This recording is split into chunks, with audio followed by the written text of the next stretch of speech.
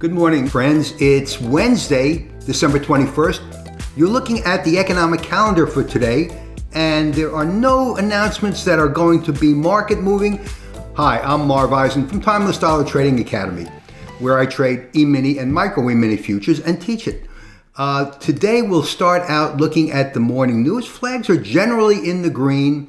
Not surprising because, as I told my subscribers in my Daily Trading Zone report yesterday, and if you're not a subscriber, you really should try it, the market did turn the corner for the first time in 4 sessions. Actually, the 4 sessions are a misnomer. It's really more than that. But nevertheless, it's not a complete washout for the bulls because, look here, the market closed yesterday on the 20th at 38.22, and we're far off the low which was put in October 13th at 34.96. So we're really probably at the beginning, or maybe at the beginning of the next leg in the Taylor cycle, which would be somewhere up over here, but we will have to see.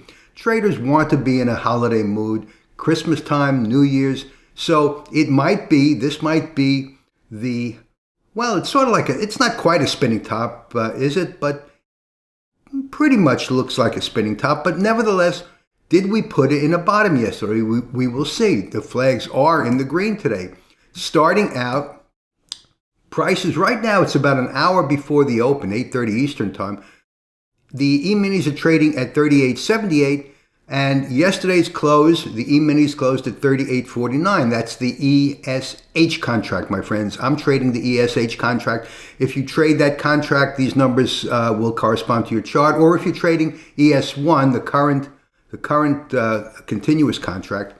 But nevertheless, if prices remain up here, we may be in for a gap trade opportunity this morning. We will see. I've removed my trading zone from the chart. Wouldn't you like to know where the prices are likely to trade today? I send these numbers out to my subscribers every day based on Taylor's trading technique, which is a bit skewed these days over what it was when Taylor developed it back in the 1950s because of all the announcements that caused jitters in the market. But nevertheless, the averages on which Taylor's computations come out to always come back, always return. The average is always the average, friends. So that is my video for today. Hopefully we will get a gap trade opportunity. If so, I think the gap will close. It's likely that it will. Remember, nothing is sure in the market. Don't say Marv Eisen of Timeless Dollar told you to trade the gap trade today, because if it closes, we still have to be vigilant. We still have to look at our other indicators. And I use the stochastics. I use, of course, my trading zone, which I'm not going to show you. My subscribers have it. And it's likely that the market will look to make gains today to begin the holiday season. Anyway, trade safely. Thanks so much for watching.